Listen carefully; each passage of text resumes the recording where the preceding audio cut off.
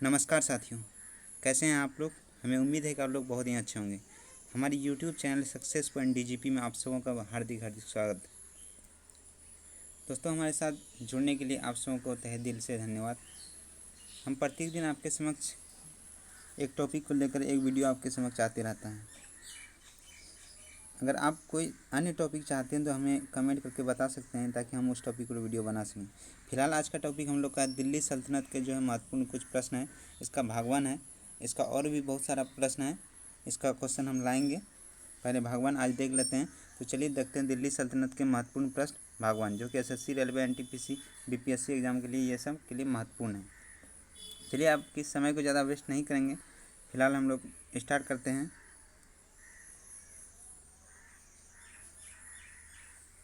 तो first number का question है, पहला मुस्लिम आक्रमणकारी 712 ईस्वी में भारत आया था, उसका नाम क्या था। पहला मुस्लिम आक्रमणकारी जो था, जो कि भारत आया था 712 ईस्वी में, उसका नाम क्या था।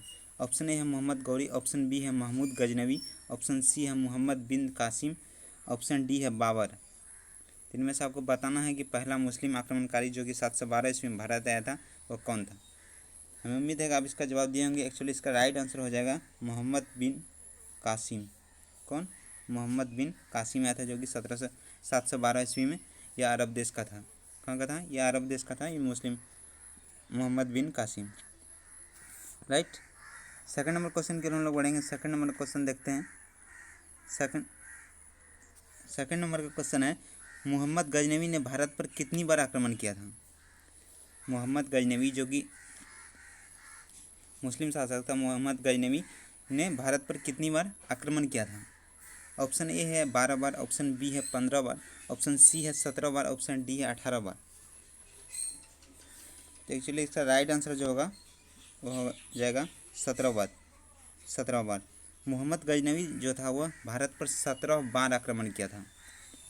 उसका पहला आक्रमण जो था वो 1001 ईस्वी में किया था, और आखिरी आक्रमण जो किया था 1027 ईस्वी में सिंध के जाटों पर हुआ था, राइट।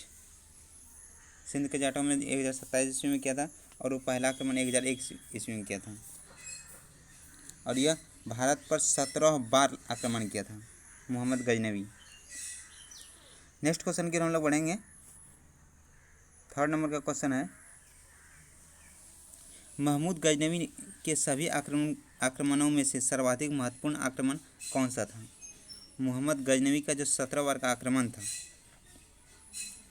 उन सभी आक्रमणों में से सबसे महत्वपूर्ण आक्रमण कौन सा था। ऑप्शन ए है नारायणपुर पर आक्रमण 1002 ईस्वी में, ऑप्शन बी है मुल्तान भटिंडा पर आक्रमण 1004 ईस्वी में, कलिंजर पर आक्रमण 1019 से 1023 ईस्वी में, सोमनाथ मंदिर का आक्रमण 1025 ईस्वी में।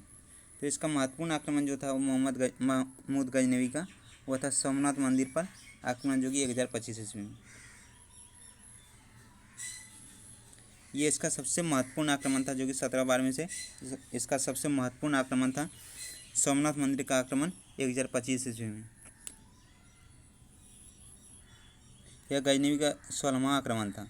कितना? 16वां आक्रमण था, जो कि मंदिर को लूटकर अरब देश से ला गया था, लूटपाट कर, राइट।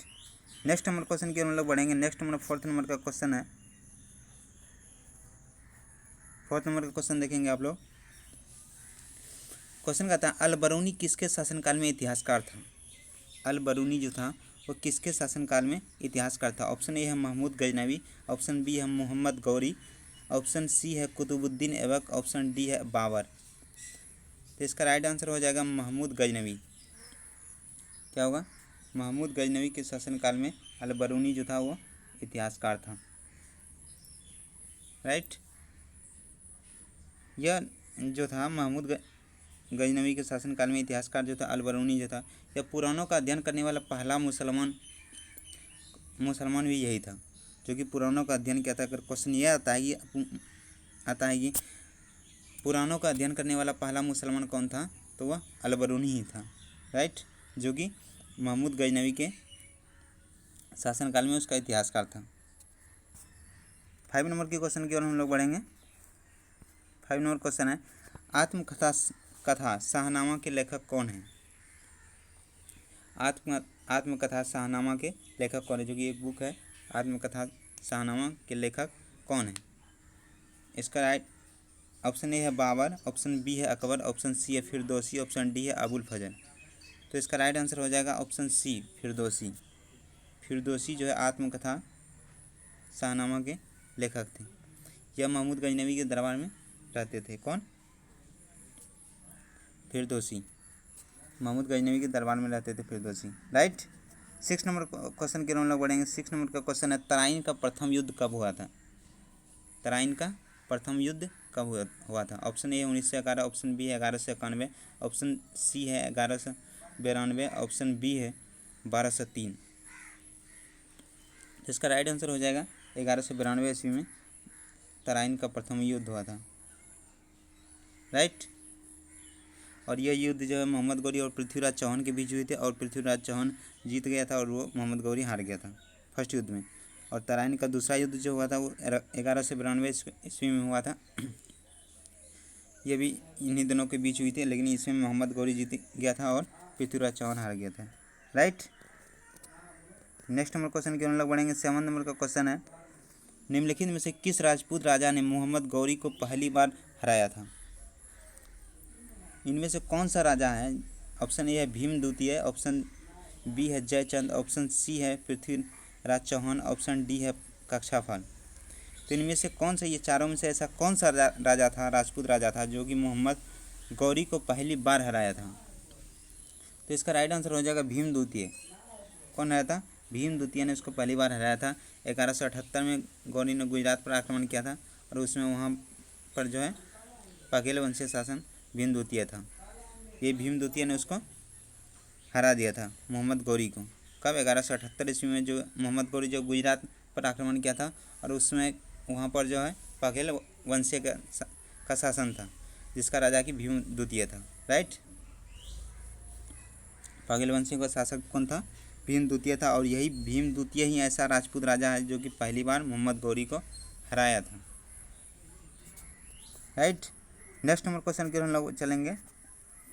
नेक्स्ट नंबर क्वेश्चन है दिल्ली सल्तनत पर कुल कितने राजवंशों ने शासन किया था। दिल्ली जो सल्तनत है उस पर कुल कितने राजवंशों ने शासन किया था। ऑप्शन ए है 4 राजवंशों ने, ऑप्शन बी है 5 राजवंशों ने, ऑप्शन सी है 6 राजवंशों ने, ऑप्शन डी है 7 राजवंशों ने। तो ये एक्चुअली इस पर जो शासन किया था वो 5 राजवंशों ने किया था। कितना राजवंशों ने? 5 राजवंशों ने दिल्ली सल्तनत पर शासन किया था, जिसमें कि गुलाम वंश था, खिलजी वंश था, तुगलक वंश था, सैयद वंश और लोधी वंश। यही 5 वंशों ने शासन किया था किस पर? दिल्ली सल्तनत पर। गुलाम वंश, खिलजी वंश, तुगलक वंश, सैयद वंश, लोधी वंश, 5 वंशों ने दिल्ली सल्तनत पर शासन किया था। 9 नंबर क्वेश्चन की हम लोग बढ़ेंगे। 9 नंबर का क्वेश्चन है गुलाम वंश के संस्थापक कौन थे। कौन? गुलाम वंश के संस्थापक कौन थे? ये तो शायद पता ही होगा आप लोग को। ऑप्शन ए है कुतुबुद्दीन ऐबक, ऑप्शन बी है इल्तुतमिश, ऑप्शन सी है बहमन शाह, ऑप्शन डी है केकुवाद। तो इसका राइट आंसर होगा वो कुतुबुद्दीन ऐबक। कुतुबुद्दीन ऐबक किसकी स्थापना की थी? गुलाम वंश की। और ये गुलाम वंश की स्थापना की थी। तो कुतुबुद्दीन ऐबक किसका गुलाम था? यह मोहम्मद गौरी का गुलाम था। कौन? कुतुबुद्दीन ऐबक। राइट। कुतुबुद्दीन ऐबक इसका राइट आंसर हो जाएगा। कुतुबुद्दीन ऐबक ने गुलाम वंश के संस्थापक थे। और यह कुतुबुद्दीन ऐबक जो है वो 1206 ईस्वी से 1210 ईस्वी तक दिल्ली सल्तनत पर शासन किया था। राइट। और यह मोहम्मद गौरी का गुलाम था। 10 नंबर क्वेश्चन की हम लोग बढ़ेंगे। 10 नंबर का क्वेश्चन है 10 नंबर का सन 1210 ईस्वी में कुतुबुद्दीन ऐबक के पश्चात दिल्ली का सुल्तान कौन बना था। तो उसके बाद जो है कुतुबुद्दीन ऐबक के बाद जो है उसका सुल्तान कौन बन गया था? इल्तुतमिश बन गया था, जो कि उसका दामाद था। वो भी कुतुबुद्दीन ऐबक का वो भी गुलाम था। कुतुबुद्दीन ऐबक किसका गुलाम था? मोहम्मद गौरी का। और इसका गुलाम कुतुबुद्दीन ऐबक का गुलाम कौन था? इल्तुतमिश था, जो कि उसका बाद में दामाद बन गया। उसका बेटी से उसकी शादी हुई थी। तो कुतुबुद्दीन ऐबक के मरने के बाद दिल्ली का सुल्तान जो बना था वो सन 1210 ईस्वी में ये इल्तुतमिश बन गया। राइट। हमें उम्मीद है कि आपको यह टॉप 10 MCQ अच्छा लगा होगा। अगर आपको इसमें कोई भी प्रॉब्लम है तो आप पूछ सकते हैं कमेंट करके, ताकि हम आपको भली भांति एक्सप्लेन कर सकें। बाकी thank you so much, thank you very very much, जो कि आपने अभी तक वीडियो को देखा। तो इसका मतलब है आप पढ़ाई कर रहे होंगे। हम कामना करते हैं कि जल्द से जल्द आपकी मेहनत रंग लाए। बाकी थैंक यू वेरी मच। मिलते हैं नेक्स्ट वीडियो में नेक्स्ट टॉपिक के साथ। तब तक के लिए जय हिंद, वंदे मातरम।